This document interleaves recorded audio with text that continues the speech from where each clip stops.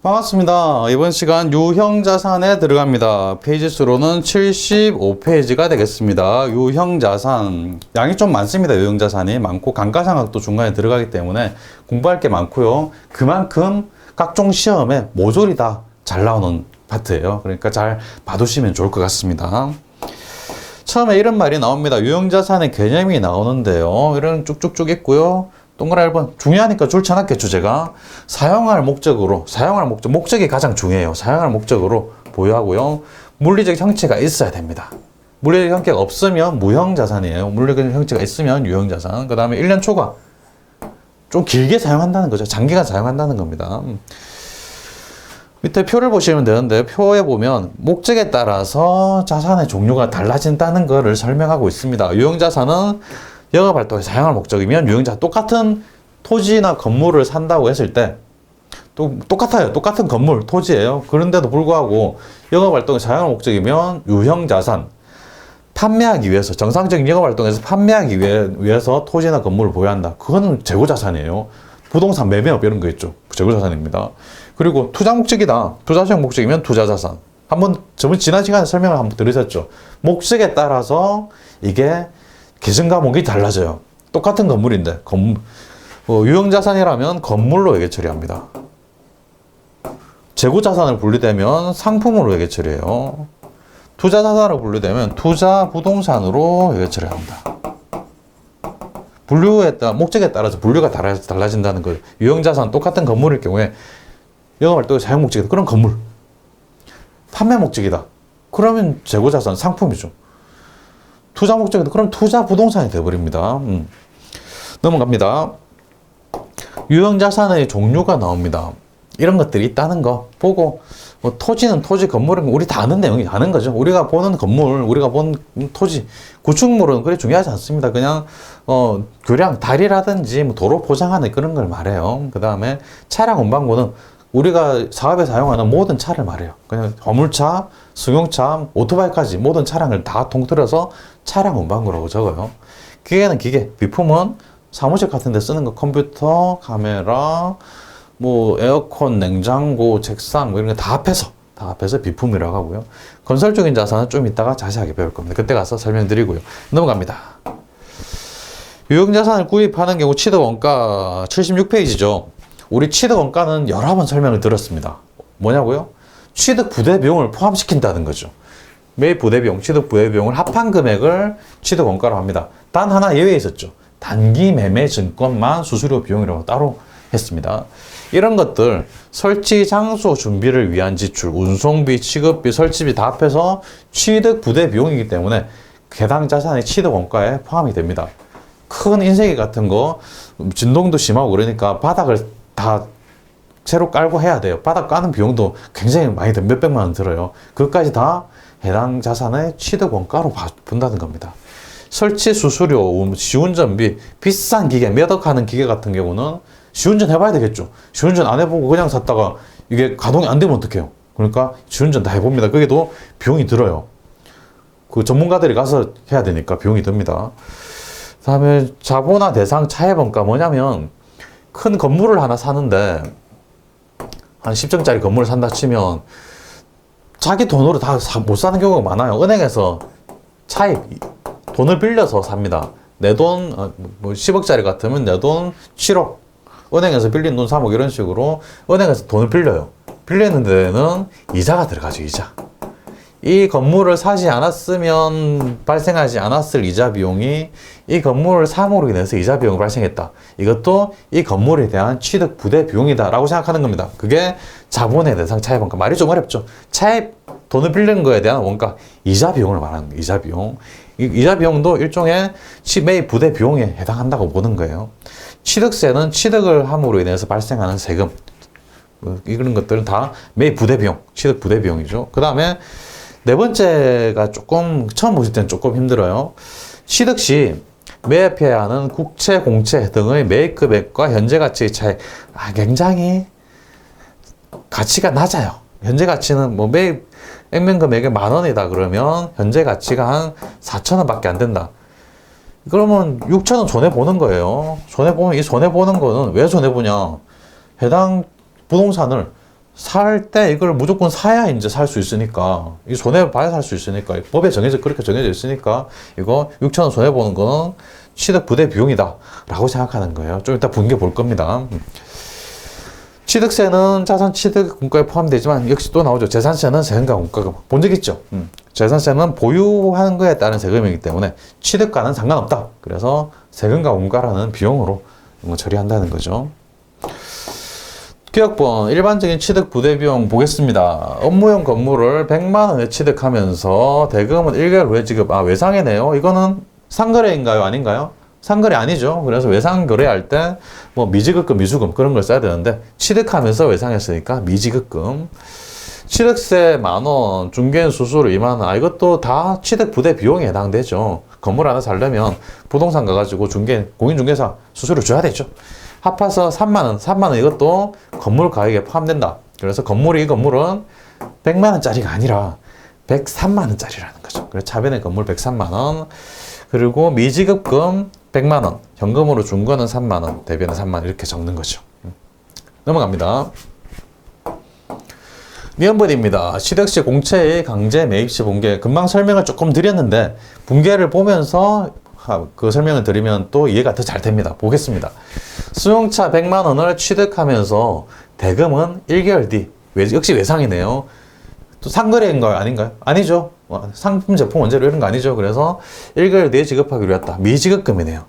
100만 원 미지급금 하고요. 그래서 미지급금 100만 원. 차량 구입과 관련된 공채 액면이 5,000원인데 현재 가치가 4,000원입니다. 액면 금액으로 매입해서 즉시 현재 가치로 매각했다. 액면 금액 5,000원. 5,000원에 매입해가지고 즉시 현재 가치 4,000원으로 매각했다. 4,000원 매각했으니까 1,000원 손해봤네요. 왜 이런 손해보는 걸 하나요? 법에 그렇게 정해져 있기 때문입니다. 이렇게 무조건 해라.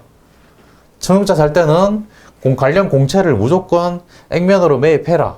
뭐 바로 즉시 매각할지 안 할지는 뭐 마음대로입니다. 차 사는 사람 마음대로예요. 근데 보통은 즉시 매각해요. 왜? 갖고 있어 봤자 그냥 뭐 귀찮기만 하고 이익될 게 하나도 없기 때문입니다. 그래서 바로 매각해요. 보통은 그래요. 그래서 5,000원에 사가지고 4,000원에 매각했으니까 1,000원 손해봤네. 이 1,000원은 어쩔 수 없이 수용차를 사기 위해서 어쩔 수 없이 발생한 손해이기 때문에 이거는 수용차의 매입 원가로 포함시킨다. 부대 비용으로 봐서 매입 원가에 포함시킨다는 거죠. 그래서 1,000원. 그래서 이 수용차는 100만 원짜리가 아니고 100만 1,000원짜리인 겁니다. 1,000원 손해본 것까지 포함. 그래서 차량 운반비는 100만 1,000원이고 이거 다 현금 거래로 했으니까 현금 나간 게 1,000원인 거죠. 왜? 5,000원에 사서 바로 4,000원에 팔았으니까 1,000원 손해본 거, 1,000원만 나간 거죠. 결과적으로 1,000원만 나간 거죠. 5,000원에 사가지고 바로 4,000원에 팔았으니까 다 현금 거래. 그래서 1,000원이 현금으로 나갔다. 대변에 현금 1,000원, 미지급금 100만 원, 현금 1,000원 이런 식으로 분개를 하는 겁니다. 이제 조금 이해되시죠? 아까 말로만 설명드릴 때보다는 조금 더 이해되시죠? 공채, 국공채 매입할 때 어쩔 수 없이 매입했을 때 손해본 거, 액면가액과 현재가치 손해본 거는 해당 자산의 취득 원가에 포함시킨다. 오케이, 좋습니다. 넘어갑니다. 일괄구입시 분개입니다. 77페이지 위에 있는데요. 거래 보면 토지와 건물을 같이 몽땅 거래해서 같이 구입한 거예요. 토지와 그에 정착된 건물을 100만 원에 현금으로 취득했다고 합니다. 토지가 이렇게 있고 건물이 있으면 여기 건물은 50만 원짜리고 토지가 50만 원짜리고 건물은 75만 원짜리라고 해요. 건물은 75만 원짜리. 합하면 125만 원짜리입니다. 그런데 땅하고 토지하고 건물하고 따로따로 팔면 뭔가 좀 귀찮기도 하고 그러니까 패키지로 한꺼번에 팔아서 조금 더 깎아줬어요. 그래서 100만 원에 팔은 겁니다. 한꺼번에 팔면 편하니까. 그래서 살 때는 100만 원에 샀어요. 그래서 현금을 줬으니까 대변에 현금 100만 원 나가고요. 그런데 우리나라는 토지와 건물을 몽땅 거래해서 한꺼번에 인가를 해주지 않아요. 따로따로 인가해 받습니다. 따로따로 등기하고 따로따로 거래 신고도 하고 그래요. 그래서 토지와 건물을 분개할 때도 장부에서 작성할 때도 따로따로 적어야 됩니다. 어떻게 따로따로 적어야 될까? 한꺼번에 몽땅 거래해서 100만 원에 샀는데 합해서 100만 원에 샀는데 이거를 토지 가격과 건물 가격으로 좀 나눠줘야 돼요. 100만 원을 합해서 토지와 건물 이렇게 분개하진 않습니다. 토지, 건물을 따로따로 써줘야 돼요. 어떻게 따로따로 써주냐? 뭐 개별적으로 보면 토지 50만 원, 건물 100만 원 이런 상황, 건물 75만 원, 토지 50만 원 이런 상황인데 이거를 싸게 100만 원에 사버렸는데 이걸 어떻게 분리해주냐? 이걸 또 안분 계산이라는 걸 해야 됩니다. 어떻게 하는지 보시면 100만 원에 샀죠. 그래서 100만 원을 전체 금액 50만 원 더하기 75만 전체 금액에서 이건 토지니까 토지 50만 원이 차지하는 비중, 그 비율에 따라서 이렇게 나눠주는 거죠. 40%입니다. 전체 125만 원인데 토지 50만 원. 이 비율에 따라서 100만 원을 분리해 주는 거죠. 비율이라는 걸 어떻게 계산하냐면 비율이라는 거는 해당 토지가 50만 원이라면 50만 원 나누기 125만 원 이렇게 하는 겁니다. 50만 원 나누기 125만 원 하면 0.4, 40%가 돼요. 0.4. 이것만 하면 0.4, 40%. 0.4는 40%와 똑같죠. 100만 원에 40%면 40만 원이다. 이런 개념이에요. 안분 계산이라는 거 처음 해보시는 분들은 조금 어렵게 느껴지십니다. 근데 해보면 쉬워요. 전체 금액에서 해당 자산이 차지하는 비중이라고 생각하시면 됩니다. 건물 마찬가지입니다. 100만 원 주고 샀는데 이거를 100만 원 중에 건물로 나누어지는 금액이 얼마일까? 전체 금액 50만 원과 75만 원, 125만 원 전체 금액에서 건물이 차지하는 비중. 건물이 75만 원짜리니까 75만 원 차지하는 비중. 75만 원 나누기 125만 원 하면 되는 거죠. 75만 원 나누기 125만 원 하면 60%입니다. 전체 60%, 0.6. 0.6은 60% 같은 말. 그래서 100만 원에 60%, 60만 원 이렇게 계산이 되는 거죠. 그래서 현금 100만 원 줬는데 이 중에 토지 가격은 40만 원이고 건물 가격은 60만 원이다. 이렇게 나눌 수 있는 겁니다. 안분 계산 이거는 처음 하시는 분들은 반드시 손으로 연습장에 써보시고 계산기를 두드려 보시기 바랍니다. 익숙하신 분들은 이게 굉장히 쉬워요.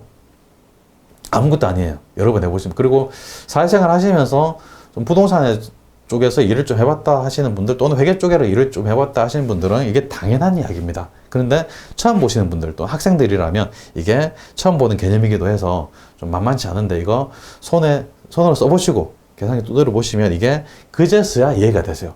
제 말 100번 들어봤자 아 그렇구나 라고 넘어가시면 까먹습니다. 반드시 손으로 직접 해보셔야 됩니다. 이거 해보시기 바랍니다. 넘어갑니다. 다음 페이지 연습 문제가 나오네요. 한번 보죠. 다음 날짜별로 분개하시오 라고 되어 있습니다. 보겠습니다.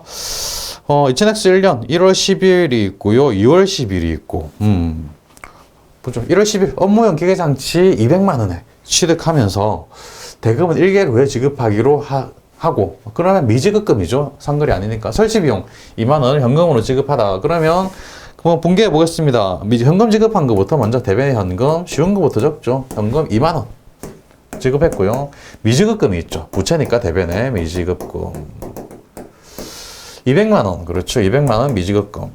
그래서 이 기계장치는 얼마짜리인가? 200만 원짜리가 아니고 202만 원짜리죠. 자변의 기계장치 202만 원 이렇게 분개하는 거죠. 이게 1월 10일에 분개였고요. 2월 10일 승용차 200만 원을 취득하면서 차량 구입과 관련된 공채를 액면 금액으로 매입하여 즉시 현재 가치로 매각했다. 그러면 공채의 액면 금액이 15,000원이고 현재 가치 만원. 15,000원에 사서 만원에 매각했다는 거죠. 여기서 5,000원 손해가 발생했습니다. 이 5,000원 손해는 취득 부대 비용으로 봐가지고 이 승용차의 매입 가액에 포함시켜줘야 되겠죠.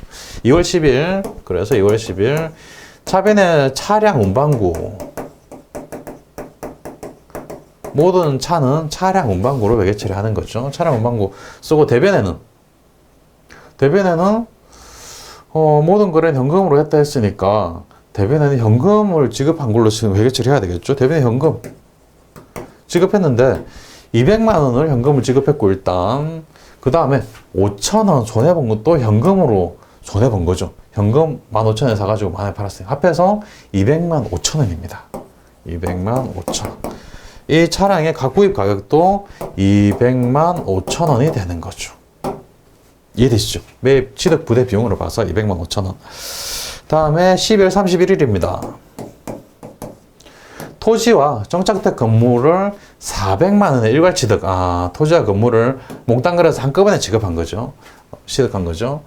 토지와 건물의 공정 가치는 각각 300만 원, 200만 원. 합한 500만 원인데 싸게 400만 원에 샀네요. 대금은 1급을 왜 지급? 그러면 일단 미지급금입니다. 미지급금이 얼마인가요? 400만 원, 400만 원, 400만 원. 이거를 토지와 건물로 나눠줘야 돼요. 토지와 건물 어떻게 나눠줘야 되나? 이 공정가치 가액 비율로 나눠주는 거죠.